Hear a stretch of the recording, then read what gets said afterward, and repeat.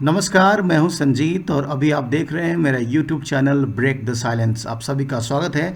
दोस्तों, सरकारी कर्मचारियों के लिए खुशी की खबर लेकर आया हूं और यह खबर है डीए में बढ़ोतरी को लेकर। जी हां दोस्तों, जुलाई 2024 से डीए में 3% की वृद्धि कर दी गई है और ये जुलाई से ही लागू हो जाएगा। और आप सभी को पता है कि अभी तक जो मिल रहा है आपको 50% के हिसाब से, और 50% से बढ़ा के इसको 53% कर दिया गया है। दोस्तों, आप स्क्रीन पर देख सकते हैं, एक न्यूज़पेपर की रिपोर्ट है और हेडलाइन में लिखा हुआ है केंद्र सरकार के कर्मचारियों का बढ़ेगा 3% डीए। और अभी सभी को पता है कि पहले केंद्र सरकार लागू करती है, फिर धीरे धीरे जितने भी राज्य सरकार के कर्मचारी हैं उनके लिए भी लागू हो जाता है। तो जितने भी शिक्षक सुन रहे हैं वो उनके लिए भी खुशी की खबर है। जो बिहार के शिक्षक सुन रहे हैं कि शिक्षकों के सैलरी में भी वृद्धि हो जाएगी, क्योंकि 50% से 53% कर दिया गया है डीए, महंगाई भत्ता।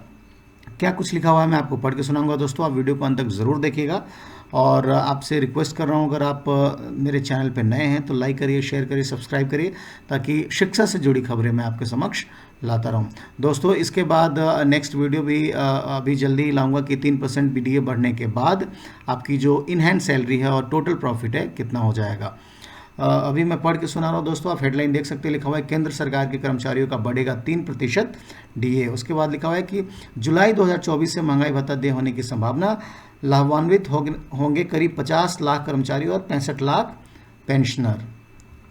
तो ये लिखा हुआ है, बिल्कुल लाभान्वित होंगे करीब 50 लाख कर्मचारी और 65 लाख पेंशनर। तो ये सबके लिए है। उसके बाद ये देखिए लिखा हुआ है इसमें कि केंद्र सरकार के कर्मचारियों को जुलाई 2024 से 3% डीए यानी महंगाई भत्ता दे होने की संभावना है। औद्योगिक श्रमिकों के लिए उपभोक्ता मूल्य सूचकांक लेबर ब्यूरो शिमला द्वारा मई माह में जारी हो गया है। यदि जून में सूचकांक स्थिर रहता है तो 12 महीने का औसत सूचकांक 400.536 होगा। इस पर 53.22% महंगाई भत्ता दे होगा। और गन्ना के आधार पर अनुमान, तो ये कह रहा है कि गन्ना के आधार पर यह अनुमान लगाया है एजी ब्रदरहुड के पूर्व अध्यक्ष और एजीयूपी पेंशनर्स वेलफेयर कमेटी के संरक्षक हरिशंकर तिवारी ने। उन्होंने बताया है कि चूंकि महंगाई भत्ता पूर्णांक में ही दे होता है, इसलिए 22 ये कहना चाह रहे हैं कि 22 को हटा दिया गया है। और ये जो लिखा हुआ है देखिए आगे, 0.प्रतिशत छोड़कर 53% महंगाई भत्ता दे होगा।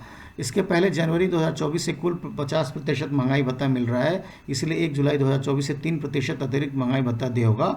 कहा कि यदि जून के सूचकांक में, जो कि 2001 के आधार पर वर्ष में आधारित है, इसमें 7 अंकों की कमी होती है तो 2% महंगाई भत्ता दे होगा। यदि 25 अंकों की वृद्धि होती है तो महंगाई भत्ता 4% दे होगा। यदि किसी एक माह में इतनी कमी या वृद्धि की संभावना नहीं हो तो महंगाई भत्ता 3% ही दे होगा। तो ये कह रहे हैं कि एक संभावना भी जताया जा रहा है कि 25 अंकों की वृद्धि होती है तो 4% हो जाएगा। फिर अगर वो 7 अंकों की कमी हो जाती है तो 2% ही महंगाई भत्ता होगा, या इनमें से कुछ ऊपर नीचे हो जाता है तो कह रहे हैं ये 3% तो होगा ही होगा। बताया कि जून माह का सूचकांक एक माह में जारी होगा, एक माह में जारी कर दिया जाएगा। स्टेट के कर्मचारी को भी लाभ, ये देखिए ये लिखा हुआ है जो मैं पहले ही बता रहा था। ऐसा होता भी है कि जब केंद्र सरकार लागू करती है तो फिर राज्य सरकार में भी लागू हो ही जाता है। तो लिखा हुआ है स्टेट के कर्मचारियों को भी लाभ। हरिशंकर तिवारी ने अभी बताया कि 7वें वेतन आयोग द्वारा निर्धारित मूल वेतन और मूल पेंशन पर महंगाई भत्ता दे होगा। इससे केंद्र सरकार के लगभग 50 लाख कर्मचारी और करीब 65 लाख पेंशनर लाभान्वित होंगे। उसके बाद कह रहे हैं कि उत्तर प्रदेश सहित विभिन्न राज्यों के कर्मचारी और पेंशनर भी लाभान्वित होंगे। इसका भुगतान सितंबर अक्टूबर में संभावित है, जो कि 1 जुलाई 2024 से लागू होगा।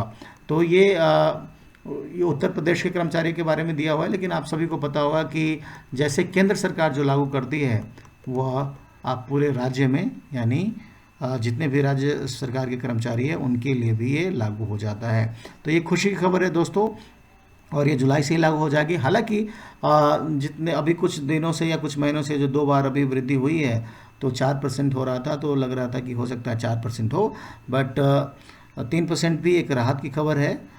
दोस्तों, अभी के लिए यही खबर है। और 3% जो वृद्धि हुई है, नेक्स्ट वीडियो आप ज़रूर देखिएगा कि 3% वृद्धि होने के बाद इन हैंड सैलरी कितनी होती है और आपको जो गवर्नमेंट की तरफ से कंट्रीब्यूशन वो कितना है होता है, टोटल प्रॉफिट कितना हो जाएगा, वो सब मैं आपको वीडियो के ज़रिए ज़रूर बताऊंगा, तो देखिएगा ज़रूर। दोस्तों, आज के लिए यही।